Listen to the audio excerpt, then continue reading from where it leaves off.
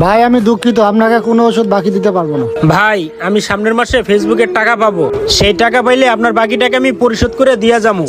ভাই আমি কোনো ওষুধ বাকি টাকি বিক্রি করি না, আর এই মুহূর্তে আমি আপনাকে কোনো ওষুধ বাকি দিতে পারবো না। ভাই বাসে একটু কাজ আছে, আমি চলে গেলাম।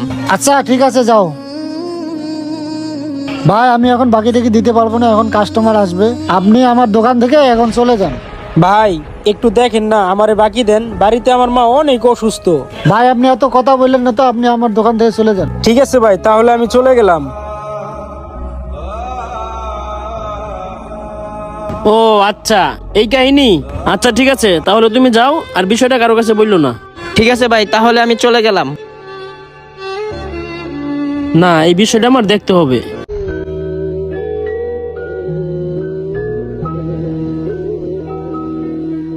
জিয়া ভাই, আপনার দোকানে নাকি আমার বন্ধু ওষুধ নিতে আইছিল। ভাই আপনার কোন বন্ধুর কথা বলতেছেন?